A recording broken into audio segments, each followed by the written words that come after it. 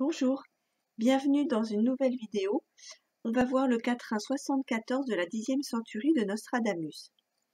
Alors, ce quatrain est pour moi le seul de la 10e centurie et le dernier que j'ai attribué au grand monarque. Alors, c'est pas la dernière vidéo que je vais faire par rapport à Nostradamus, puisque je voulais faire aussi une vidéo qui récapitulerait tous les éléments que Nostradamus nous a donnés concernant le grand monarque, une sorte de vidéo résumée. Mais avant, je ferai aussi une vidéo sur le quatrain 72, puisque j'ai en commentaire une personne qui m'a interrogé dessus. C'est vrai que je ne l'ai pas attribué au grand monarque. Il faut que je me repenche dessus. Je me demande si ça parle pas d'un personnage qui va s'opposer au grand monarque. Il faut que je reprenne ça, mais je pense que du coup, je ferai une vidéo dessus. Donc, si vous avez des éléments à me donner avant que je le fasse, vous pouvez, il n'y a pas de souci. Et en préparant ça, il y a aussi une vidéo que je veux faire par rapport à des informations qu'il y a sur le grand monarque dans la lettre qu'a écrit Nostradamus à Henri II. Donc il y avait des éléments, j'ai commencé à reprendre ça et je me suis rendu compte que j'avais oublié, mais il y a aussi des informations dans la lettre à César et dans la lettre à Henri II sur la raison, les raisons qui ont fait qu'il a codé, enfin qu'il a mis de manière obscure ces quatrains, et puis comment il les a fait et comment il faut les traduire en fait. Donc je me suis même dit que j'aurais dû faire ça avant, ça aurait peut-être levé des incompréhensions de la part de certains. Voilà, donc revenons au quatrain qui nous intéresse aujourd'hui, le quatrain 74 de la 10e centurie.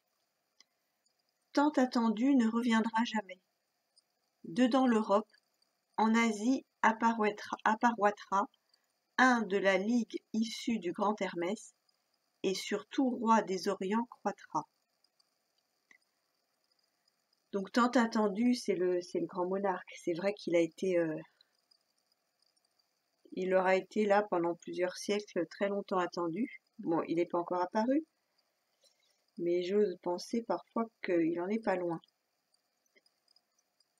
Donc par contre, il ne reviendra jamais. C'est-à-dire qu'une fois qu'il sera mort, une fois qu'il aura achevé sa mission, il ne reviendra pas.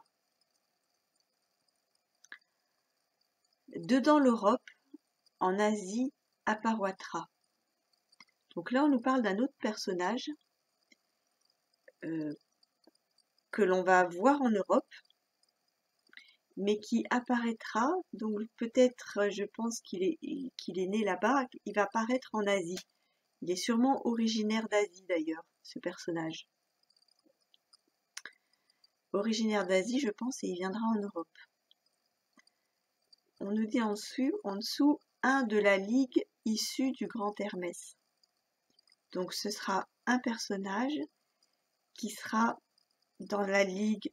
Donc ça me fait penser à une sorte d'association de personnages, de groupement de personnes qui vont chercher sûrement à prendre le pouvoir et ils seront issus du grand Hermès. Alors Hermès était le messager des dieux, il est dans la mythologie, il était rapide, il était rusé aussi.